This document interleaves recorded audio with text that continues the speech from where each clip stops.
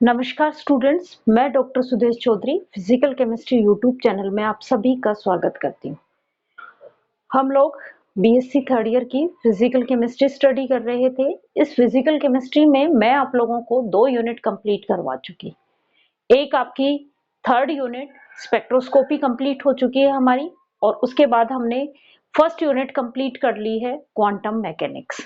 अभी जो हम एक तीसरी यूनिट स्टार्ट करने जा रहे हैं, यूनिट सेकंड है आपकी मॉलिक्यूलर ऑर्बिटल थ्योरी।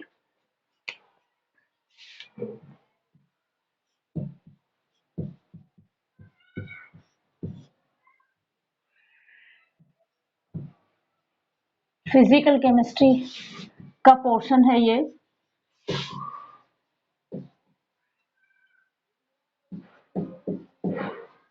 ये जो सिलेबस है ये ऑलमोस्ट राजस्थान की सभी यूनिवर्सिटीज का सिलेबस है। ये सारे यूनिवर्सिटीज में यही 5 यूनिट है। राजस्थान में जो भी यूनिवर्सिटीज लगती हैं उन सब में। उसके अलावा भी बाहर की यूनिवर्सिटीज जो जैसे हरियाणा के भी बहुत सारी, रोहतक यूनिवर्सिटी में भी सेम सिलेबस है। आप लोगों के टॉपिक ऊपर नीचे यूनिट चेंज हो सकती है, सीक्वेंस चेंज हो सकती है, बाकी ऑलमोस्ट ऑल इंडिया लेवल पे यही टॉपिक्स होते हैं, कोई बहुत ज्यादा वेरिएशंस नहीं आते हैं। फिर भी स्टूडेंट्स मुझसे पूछते रहते हैं कि ये सिलेबस जो है वो कौन सी यूनिवर्सिटी का है, तो मैं आप लोगों को बता दूं कि मैं राजस्थान से रिलेटेड जितनी भी यूनिवर्सिटीज हैं उनका सिलेबस है ये। यूनिट सेकंड यूनिट है मॉलिक्यूलर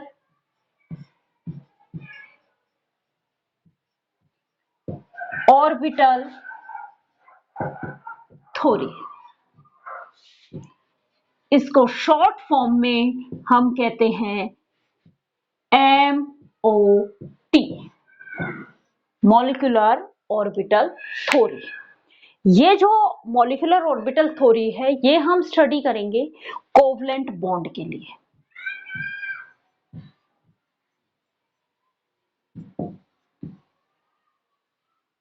कोवलेंट बॉन्ड के लिए देखो, कोवलेंट बॉन्ड को डिफाइन करने के लिए 2 थ्योरीज दी गई। सबसे पहले जो थ्योरी आई थी वो आई थी VBT। इस कोवलेंट बॉन्ड को डिफाइन करने के लिए जो पहली थ्योरी आई थी वो थी VBT। VBT की फुल फॉर्म है वैलेंस बैंड थ्योरी। VBT की फुल फॉर्म जो है वो है वैलेंस बैंड थ्योरी। इस VBT में क्या कहा गया कि एटॉमिक ऑर्बिटल्स जिनमें वैलेंस इलेक्ट्रॉन्स प्रेजेंट होते हैं, ये एटॉमिक ऑर्बिटल्स पार्टिसिपेट करते हैं मॉलिक्यूलर ऑर्बिटल फॉर्म करने के लिए। और जब ये मॉलिक्यूलर ऑर्बिटल्स फॉर्म कर देते हैं या कहीं कि इनके बीच में केमिकल बॉन्ड फॉर्म हो जाता है, जैसे हाइड्रोजन की बात कर रही हूं मैं, H2, हाइड्रोजन का 1s, दूसरे हाइड्रोजन का 1s, ये मॉलिक्यूलर ऑर्बिटल, ये एटॉमिक ऑर्बिटल्स पार्टिसिपेट कर रहे हैं क्या करने के लिए? इस कोवलेंट बॉन्ड को फॉर्म करने के लिए। ये जो कोवलेंट बॉन्ड फॉर्म हो रहा है ये मॉलिक्यूलर ऑर्बिटल्स में हो रहा है। जब मॉलिक्यूलर ऑर्बिटल बन जाता है तो भी VBT के अकॉर्डिंग इन एटॉमिक ऑर्बिटल्स की आइडेंटिटी ऐसे की ऐसे रहती है। इनकी एटॉमिक ऑर्बिटल्स की आइडेंटिटी लूज नहीं होती है। किसमें? केमिकल बॉन्डिंग में या मॉलिक्यूलर ऑर्बिटल्स में। लेकिन जब हम बात करें MOT की, तो MOT में भी क्या होता है?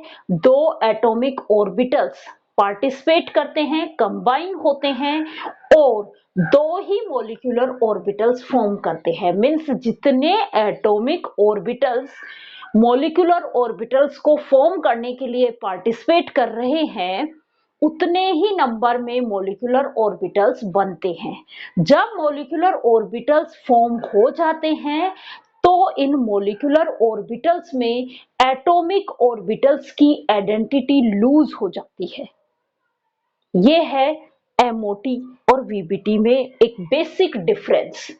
MOT के अंदर तो जो मॉलिक्यूलर ऑर्बिटल्स बन गए, उन मॉलिक्यूलर ऑर्बिटल्स में अब एटॉमिक ऑर्बिटल्स की आइडेंटिटी जो है वो लूज हो चुकी। अब इनकी इंडिविजुअली कैरेक्टरिस्टिक्स होती हैं, किसमें? मॉलिक्यूलर ऑर्बिटल्स की। लेकिन VBT में ये मॉलिक्यूलर ऑर्बिटल्स बनाने के बाद भी इनमें, इस मॉलिक्यूलर ऑर्बिटल्स में इस एटॉमिक ऑर्बिटल्स की कैरेक्टरिस्टिक्स भी हैं और इस एटॉमिक ऑर्बिटल्स की कैरेक्टरिस्टिक्स भी हैं। ये है बेसिक डिफरेंस।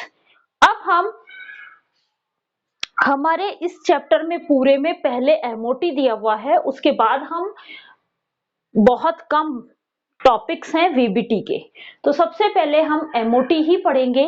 तो मैं सबसे पहले आपको बेसिक प्रिंसिपल बता रही हूं MOT के, मॉलिक्यूलर ऑर्बिटल थ्योरी का बेसिक प्रिंसिपल। फर्स्ट प्रिंसिपल ये कहता है कि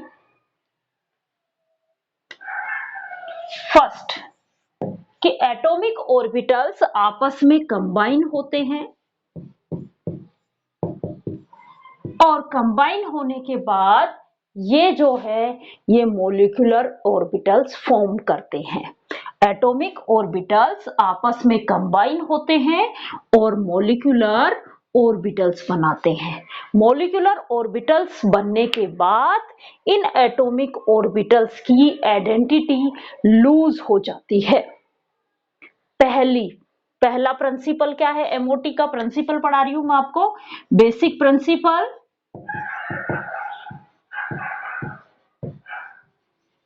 फर्स्ट बेसिक प्रिंसिपल ये है कि एटॉमिक ऑर्बिटल्स आपस में कंबाइन होके मॉलिक्यूलर ऑर्बिटल्स बनाते हैं। इन मॉलिक्यूलर ऑर्बिटल्स में इन एटॉमिक ऑर्बिटल्स की आइडेंटिटी लूज हो जाती है। दूसरा, जिस तरीके से इन एटॉमिक ऑर्बिटल्स के साथ में एक वेव फंक्शन, क्योंकि इन एटॉमिक ऑर्बिटल्स में क्या होते हैं? इलेक्ट्रॉन्स और पार्टिकल्स का हमने ड्यूअल नेचर स्टडी किया था। मैंने क्या कहा था कि पार्टिकल्स का जो नेचर होता है, किसी भी मैटर का जो नेचर होता है वो दो टाइप का होता है। ड्यूअल नेचर होता है, मीन्स वो पार्टिकल बिहेवियर भी शो करते हैं और वेव नेचर भी शो करते हैं। तो इन एटॉमिक ऑर्बिटल्स में प्रेजेंट इलेक्ट्रॉन्स के साथ एक वेव फंक्शन जुड़ा हुआ रहता है। वैसे ही इन मॉलिक्यूलर ऑर्बिटल्स में जो प्रेजेंट इलेक्ट्रॉन्स हैं, उनके साथ भी एक वेव फंक्शन एसोसिएट होगा। दूसरा प्रिंसिपल क्या है कि इन एटॉमिक ऑर्बिटल्स की ही तरह इन मॉलिक्यूलर ऑर्बिटल्स के इलेक्ट्रॉन्स के साथ भी क्या जुड़ा हुआ है? वेव फंक्शन एसोसिएट होता है। इस वेव फंक्शन को हम साई से डिनोट करते हैं और ये साई, इस साई को कहा जाता है wave function of molecular orbital. जब हम इस साई को मॉलिक्यूलर ऑर्बिटल्स के लिए डिनोट करेंगे तो MO और लगा देंगे। क्या कहा मैंने? जिस तरीके से एटॉमिक ऑर्बिटल्स के इलेक्ट्रॉन्स के साथ वेव फंक्शन एसोसिएट होता है, जुड़ा हुआ रहता है, वैसे ही मॉलिक्यूलर ऑर्बिटल्स के इलेक्ट्रॉन्स के साथ भी वेव फंक्शन जुड़ा हुआ रहता है। इस वेव फंक्शन को हम साई से डिनोट करते हैं और ये जो साई है ये वेव फंक्शन कहलाता है मॉलिक्यूलर ऑर्बिटल्स का। सेकंड प्रिंसिपल सबको समझ में आ गया होगा। थर्ड प्रिंसिपल की तरफ मूव करते हैं। सेकंड प्रिंसिपल के बाद थर्ड प्रिंसिपल क्या कहता है कि ये जो साई और साई स्क्वायर है, ये जो वेव फंक्शन साई और इस वेव फंक्शन का स्क्वायर साई स्क्वायर, इन दोनों को हम काउंटर डायग्राम से रिप्रेजेंट कर सकते हैं। एटम की तरह ही, एटॉमिक ऑर्बिटल्स की तरह ही साई और Sai square Sai wave function होता है। साई स्क्वायर इलेक्ट्रॉन्स के पाए जाने की प्रोबेबिलिटी को डिफाइन करता है। तो साई और साई स्क्वायर एटॉमिक ऑर्बिटल्स की तरह ही इनको भी हम काउंटर डायग्राम एटॉमिक ऑर्बिटल्स के वेव फंक्शन साई और साई स्क्वायर वेव फंक्शन के स्क्वायर को हम किससे डिनोट कर रहे थे? काउंटर डायग्राम से डिनोट कर रहे थे। तो यहाँ पे भी मॉलिक्यूलर ऑर्बिटल्स के वेव फंक्शन साई और साई स्क्वायर को भी हम काउंटर डायग्राम से शो कर सकते हैं।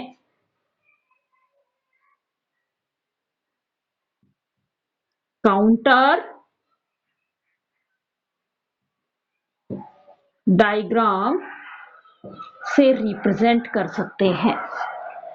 थर्ड आपका बेसिक प्रिंसिपल ये है। फोर्थ बेसिक प्रिंसिपल क्या कहता है कि मॉलिक्यूलर ऑर्बिटल्स के वेव फंक्शन साई जो है इसके साथ क्वांटम नंबर्स एसोसिएट होते हैं। जिस तरीके से एटॉमिक ऑर्बिटल्स के वेव फंक्शन के साथ क्वांटम नंबर एसोसिएट होते हैं, वैसे ही मॉलिक्यूलर ऑर्बिटल्स के वेव फंक्शन के साथ क्वांटम नंबर कौन कौन से? Principal quantum number n, azimuthal quantum number l, magnetic quantum number m और spin quantum number s।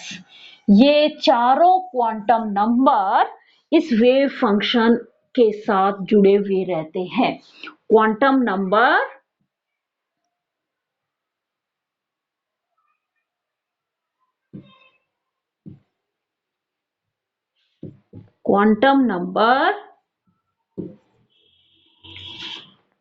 n, l, m और s associate with each wave function molecular orbital wave function psi, each wave function of molecular orbital। Molecular orbitals के wave function के साथ हर एक wave function के साथ quantum number जुड़े हुए रहते हैं। ये क्वांटम नंबर इनकी एनर्जी और इनकी मॉलिक्यूलर ऑर्बिटल्स की शेप को डिफाइन करते हैं। ये जो क्वांटम नंबर जो इनके साथ जुड़े हुए हैं ये डिफाइन करेंगे कि इसकी किस तरीके की स्ट्रक्चर्स होगी और इनकी कितनी एनर्जी होगी। यहां तक क्लियर? उसके बाद फिफ्थ पॉइंट,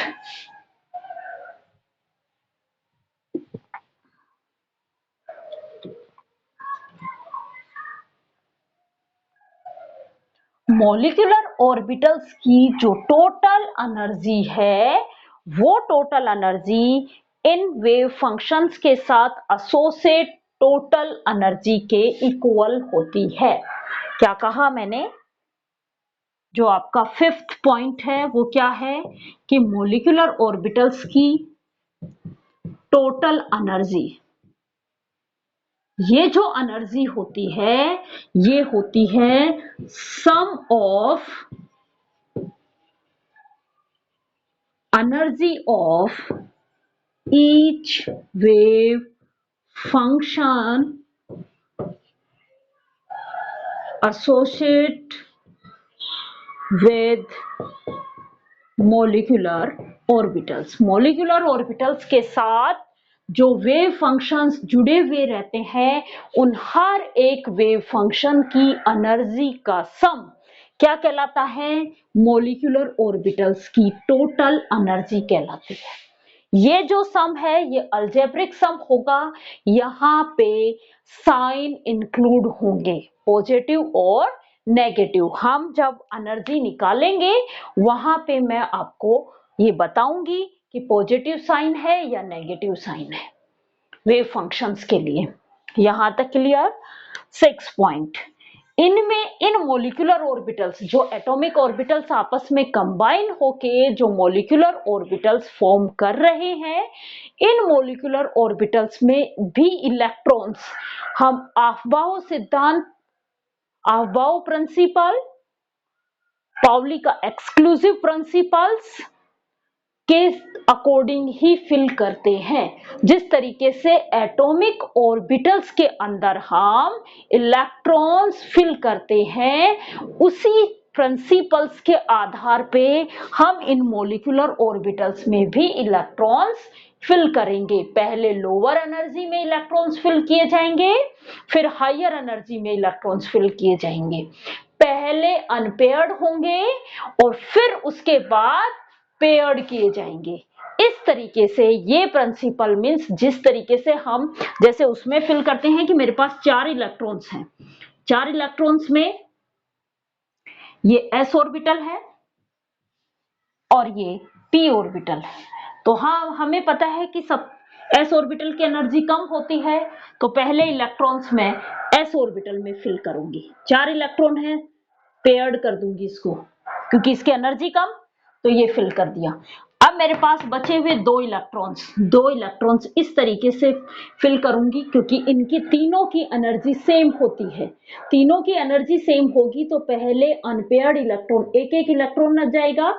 जब ये तीनों अनपेयर्ड हो जाएंगे, उसके बाद हम पेयर्ड करना शुरू करते हैं। तो इसी सिद्धांत का यूज करते हैं हम। ये तो एटॉमिक ऑर्बिटल्स में मैं इलेक्ट्रॉन्स फिल कर रही हूं। जिस तरीके से एटॉमिक ऑर्बिटल्स में मैं इलेक्ट्रॉन्स फिल करूंगी, उसी सिद्धांतों का यूज करते हुए, उन्हीं प्रिंसिपल्स का यूज करते हुए हम मॉलिक्यूलर ऑर्बिटल्स में भी इलेक्ट्रॉन्स फिल किए जाते हैं।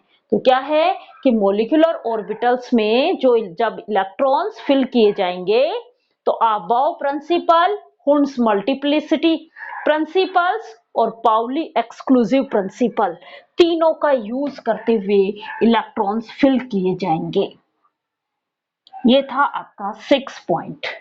ये थी आपके बेसिक प्रिंसिपल्स। इस बेसिक प्रिंसिपल्स में हम जब इन मॉलिक्यूलर ऑर्बिटल्स के साथ एसोसिएट वेव फंक्शन साई, इस मॉलिक्यूलर ऑर्बिटल्स के साथ जो जुड़ी हुई वेव फंक्शन साई है, इस वेव फंक्शंस को निकालने के लिए या तो हम श्रोडिंगर वेव इक्वेशन काम में लेंगे, मींस मॉलिक्यूलर ऑर्बिटल्स को कंप्लीटली डिफाइन करने के लिए हमने वहां पे, आपने देखा होगा कि मैंने हाइड्रोजन के लिए आपको श्रोडिंगर वेव इक्वेशन सोल्व करवाई थी। तो ये इस मॉलिक्यूलर ऑर्बिटल्स को कंप्लीटली डिफाइन हम किसकी फॉर्म में करेंगे? इस वेव फंक्शन साई की फॉर्म में करेंगे। वेव फंक्शन साई की फॉर्म में करेंगे और वेव फंक्शंस का जब हमें सॉल्यूशन मिल जाएगा, उस सॉल्यूशंस को डिफाइन करते हुए इस मॉलिक्यूलर ऑर्बिटल्स को डिफाइन कर सकते हैं। अब ये जो साई का सॉल्यूशन है, ये वेव फंक्शन का जो सॉल्यूशन मिलेगा हमें, साई का जो सॉल्यूशन मिलेगा, वो हम श्रोडिंगर वेव इक्वेशन से तो नहीं निकाल सकते, क्योंकि श्रोडिंगर वेव इक्वेशंस उन्हीं में फॉलो होती है, या श्रोडिंगर वेव इक्वेशन से हम उन्हीं के वेव फंक्शंस निकाल सकते हैं जिनमें एक ही इलेक्ट्रॉन प्रेजेंट होता है। अब मॉलिक्यूल बना तो उसमें एक से ज्यादा मींस मल्टी इलेक्ट्रॉन्स प्रेजेंट हैं। तो मल्टी इलेक्ट्रॉन्स जब प्रेजेंट हो जाएंगे, तो उनके लिए हम श्रोडिंगर वेव इक्वेशन यूज नहीं करेंगे। उनके लिए हम जो है, आपके एक ही मेथड दिया हुआ है, इनका जो वेव फंक्शन है, इसकी हम एग्जैक्ट वैल्यू कैलकुलेट नहीं कर पाते हैं।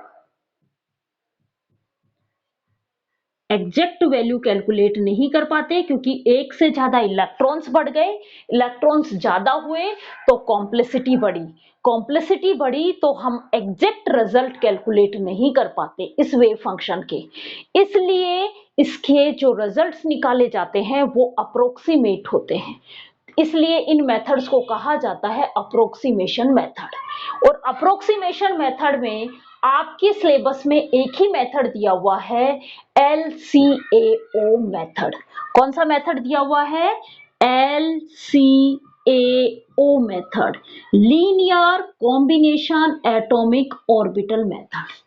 आपके वेव फंक्शंस को कैलकुलेट करने के लिए एक मेथड दिया हुआ है, linear combination atomic orbital method. अब मैं आप लोगों को नेक्स्ट वीडियो लेक्चर में ये linear combination atomic orbitals define करूंगी। आपके क्वेश्चंस, एक क्वेश्चन तो बहुत बार सीधा सीधा पूछ लिया जाता है कि मॉलिक्यूलर ऑर्बिटल थ्योरी के बेसिक प्रिंसिपल डिफाइन करो। तो बेसिक प्रिंसिपल में आप क्या कहोगे? पहला कि एटॉमिक ऑर्बिटल्स आपस में कंबाइन होके मॉलिक्यूलर ऑर्बिटल्स बनाते हैं। जब ये मॉलिक्यूलर ऑर्बिटल्स बनाते हैं तो उसके बाद ये अपनी आइडेंटिटी खो देते हैं, अपनी आइडेंटिटी लूज कर देते हैं। एटॉमिक ऑर्बिटल्स मॉलिक्यूलर ऑर्बिटल्स में अपनी आइडेंटिटी लूज कर देते हैं। सेकंड पॉइंट, जिस तरीके से एटॉमिक ऑर्बिटल्स के साथ एक वेव फंक्शन जुड़ा हुआ रहता है, वैसे ही इन मॉलिक्यूलर ऑर्बिटल्स के साथ भी एक वेव फंक्शन जुड़ा हुआ रहता है। इस वेव फंक्शन को हम साई से डिनोट करते हैं। थर्ड पॉइंट, ये जो वेव फंक्शन साई और साई स्क्वायर, इनको हम एटॉमिक ऑर्बिटल्स की तरह ही काउंटर डायग्राम से शो कर सकते हैं। अब वो काउंटर डायग्राम कैसे होंगे, जब हम ये पढ़ेंगे ना LCAO, इसमें मैं आपको बना बना के दिखाऊंगी डायग्राम। आप तो यहाँ पे इसके प्रिंसिपल्स में बस इतना सा ध्यान रखना। थर्ड पॉइंट कि साई और साई स्क्वायर, इनको हम इनके काउंटर डायग्राम से रिप्रेजेंट कर सकते हैं। फोर्थ पॉइंट, साई, हर एक मॉलिक्यूलर ऑर्बिटल्स के वेव फंक्शन साई के साथ प्रिंसिपल क्वांटम नंबर जुड़े हुए रहते हैं। ये क्वांटम नंबर जुड़े हुए रहते हैं। क्वांटम नंबर कौन से? 4 एसोसिएट रहते हैं। कौन कौन से? Principal quantum number, azimuthal quantum number, magnetic quantum number और स्पिन क्वांटम नंबर। ये चारों क्वांटम नंबर इन वेव फंक्शंस के साथ जुड़े हुए रहते हैं। तो ये क्वांटम नंबर जो है इस वेव फंक्शंस की एनर्जी को डिफाइन करते हैं और इन मॉलिक्यूलर ऑर्बिटल्स की शेप को डिफाइन करते हैं। उसके बाद हमने कहा कि ये जो इनकी मॉलिक्यूलर ऑर्बिटल्स की जो एनर्जी होती है, टोटल एनर्जी, ये टोटल एनर्जी होती है इन वेव फंक्शंस की, इंडिविजुअल वेव फंक्शंस की एनर्जीज का सम। और कौन सा सम? अलजेब्रिक सम होती है। और उसके बाद ये थे आपके 5 प्रिंसिपल। फिर हमने ये कहा कि इनमें जब हम इलेक्ट्रॉन्स फिल करेंगे तो कौन सा मेथड यूज में लेंगे? उसी तरीके से इलेक्ट्रॉन्स फिल होते हैं जैसे एटॉमिक ऑर्बिटल्स में इलेक्ट्रॉन्स फिल किए जाते हैं। और एटॉमिक ऑर्बिटल्स में जब हम इलेक्ट्रॉन्स फिल करते हैं तो कौन कौन से प्रिंसिपल काम में लेते हैं? अफबाउ प्रिंसिपल, पाउली का एक्सक्लूसिव प्रिंसिपल काम में लिया जाता है और हुंड का प्रिंसिपल काम में लिया जाता है। हुंड का मल्टीप्लिसिटी प्रिंसिपल। क्या कहते हैं कि आप तो ये दिमाग में रखना कि चारों क्वांटम नंबर किन्हीं 2 इलेक्ट्रॉन्स के लिए कभी भी सेम नहीं होते हैं। इनके प्रिंसिपल, टोटल प्रिंसिपल मिलके क्या कहता है कि चारों क्वांटम नंबर कौन से? N, L, M और S। S spin quantum number है। स्पिन, यदि ये 3 सेम होंगे तो चौथा तो अलग होगा। जैसे मान लो मैं इस S ऑर्बिटल की बात कर रही हूं, मेरे पास 2 इलेक्ट्रॉन्स है और ये है 1s। तो देखो प्रिंसिपल क्वांटम नंबर 2 इलेक्ट्रॉन्स है, 1 और 2। प्रिंसिपल क्वांटम नंबर दोनों इलेक्ट्रॉन्स के लिए 1। L एजीमुथम क्वांटम नंबर दोनों इलेक्ट्रॉन्स के लिए 0, क्योंकि s ऑर्बिटल्स के लिए एजीमुथम क्वांटम नंबर क्या होती है? 0। m जो है वो भी 0 और s spin quantum number, spin quantum number इसके लिए +½ होती है, तो इस अपोजिट वाले के लिए -½ होती है। तो स्पिन क्वांटम नंबर चेंज हो गया। मीन्स हमने इसकी स्पिन को चेंज करते हुए शो किया। यदि मैं इस प्रिंसिपल से फिल नहीं करती और दोनों को इस साइड दिखाती, दोनों को सेम स्पिन से दिखाती, तो सेम स्पिन हो गई, सेम स्पिन हो गई, तो ये क्या है, अफबाउ प्रिंसिपल क्वांटम, अफबाउ जो आपका प्रिंसिपल है उसके अपोजिट है। इसलिए जब भी हम इलेक्ट्रॉन्स फिल करते हैं, इन तीनों प्रिंसिपल्स का यूज करते हुए इलेक्ट्रॉन्स फिल करते हैं। किसमें? एटॉमिक ऑर्बिटल्स में। तो जिस तरीके से एटॉमिक ऑर्बिटल्स में इलेक्ट्रॉन्स फिल किए जाते हैं, वैसे ही मॉलिक्यूलर ऑर्बिटल्स में भी इलेक्ट्रॉन्स फिल किए जाएंगे। पहले लोअर एनर्जी में इलेक्ट्रॉन्स फिल करेंगे और फिर हम हायर एनर्जी में इलेक्ट्रॉन्स फिल करेंगे। ये इसके प्रिंसिपल्स थे। इस मॉलिक्यूलर ऑर्बिटल्स को कंप्लीटली डिफाइन करने के लिए हमें इसके वेव फंक्शंस का सॉल्यूशंस पता होना चाहिए। मीन्स ये साई का सॉल्यूशन पता होना चाहिए। इस वेव फंक्शन साई का जो सॉल्यूशन है वो एक तो मेथड होता है श्रोडिंगर वेव इक्वेशंस का यूज करते हुए उससे सॉल्यूशंस निकाले जाएं। लेकिन श्रोडिंगर वेव इक्वेशंस जो मेथड है वो केवल और केवल सिंगल इलेक्ट्रॉन सिस्टम में ही फॉलो होता है। जहां पे मल्टी इलेक्ट्रॉन सिस्टम आ जाता है वहां पे हम साई वेव फंक्शंस का सॉल्यूशन जो है वो श्रोडिंगर वेव इक्वेशन से नहीं निकाल पाते। ये जो सिस्टम्स होते हैं इनमें एक से ज्यादा इलेक्ट्रॉन्स होते हैं, इलेक्ट्रॉन क्लाउड्स बन जाते हैं। इसलिए ये जो वेव फंक्शंस है इनका एग्जैक्ट रिजल्ट हम कैलकुलेट नहीं कर पाते। इनके रिजल्ट जो है, इनका जो सॉल्यूशन है वो अप्रोक्सीमेट सॉल्यूशंस होता है। ये अप्रोक्सीमेट सॉल्यूशंस को कैलकुलेट करने के लिए हम आपके बुक में जो मेथड दिया हुआ है LCAO मेथड पढ़ेंगे। ये है अप्रोक्सीमेशन मेथड, जिसका फुल फॉर्म होती है लीनियर कॉम्बिनेशन एटॉमिक ऑर्बिटल्स। अब हम कल की क्लास में मैं आप लोगों को ये मेथड पढ़ाऊंगी। Thank you.